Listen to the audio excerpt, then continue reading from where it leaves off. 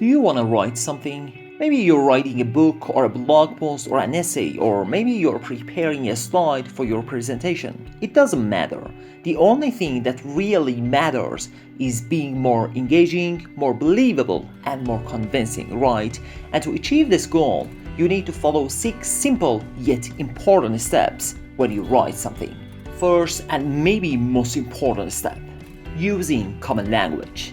When I started my speaking career, I used to think that if I use complex words and sentences that only I know the meaning, my audience will perceive me as an expert and believe me more.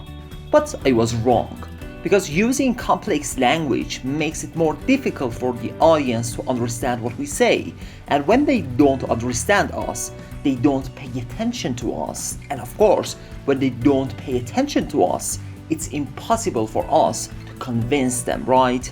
The same thing is true in writing. If you use complex language, your readers won't read what you write because they don't understand it, right? So to convince them read what you write, you need to use common language, meaning you need to use the words and the sentences that the majority of your readers can easily understand. Second step, sometimes you have to use a complex phrase, right? For example, this is a psychological phrase that in psychology they have to use this phrase. In these cases, you need to do 2 simple things. First, you need to explain in detail what it means, and second, you need to repeat that phrase over and over and over again, because when you repeat something, your readers get used to it and they start to understand it and like it. This is the meaning of the mere exposure effect. Repeating unknown words make it easy for your readers to understand it. So use the mere exposure effect if you have to use a complex or unknown phrase. Third step. About 5 years ago, I was invited to a speaking contest as a coach, and they wanted me to talk about stress management. I remember that in the first hour of the class, my trainees were all quiet and sleepy. Then one of my friends came to me and told me to start the next class with a story. And I did that. And I couldn't believe that. The energy level of the class went through the roof. All of the trainees were hyper-aware, they were listening attentively, they were adding comments, and they were asking questions. At that moment, I learned the value and importance of storytelling. The same thing is true for writing. If you want to engage your readers, you absolutely need to use stories, because stories grab your audience's attention and remove all the distractions. Fourth step. Take a look at this sentence. This is just one sentence. Can you believe that? Reading and understanding these kind of long sentences is very, very difficult, because most of the times readers get lost in the middle of the sentence and they forget what it was about, right? And when this happens, readers usually get bored and stop reading. On the other hand, readers love short and clear sentences because they can easily understand them, right? And when readers understand what they read, they enjoy it, and because of that they continue reading it. So always use short and easy to understand sentences so that the readers enjoy reading what you write. Fifth step.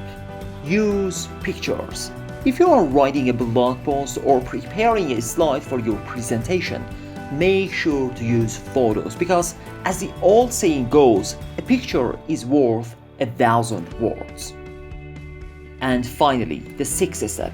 Studies show that the fonts that you use either attracts readers or pushes them away. So in order to make your fonts attractive, you need to pay attention to 3 things. First, legibility and readability. This is a general rule in writing. The easier to read, the better. So you need to avoid using vague fonts that are hard to read, okay? And instead use a font that is clear and easy to read. Second, which one of these sentences you think is true? I'm 31 years old, I'm 25 years old. Studies show that people believe bold fonts more than normal fonts. So most probably you think that the second sentence is true and the first sentence is false, right? Well, both of them are false, but because the second one is bold, your mind thinks that it might be true. So when you write something, use bold fonts effectively to emphasize on important things. And finally, always use bright and high contrast colors. For example, using red, black, and white color with each other is much better and more effective than using green, yellow, and white color with each other. So always use bright and high contrast colors to improve the quality of your writings. These are the 6 main steps that if you follow them, your readers will perceive you as an expert and will love to read your stuff. So in a recap, to write in a more effective and more convincing way, follow these 6 steps. Use common and simple language, use mere exposure effect, use stories, use short and clear sentences, use pictures, and finally use clear fonts.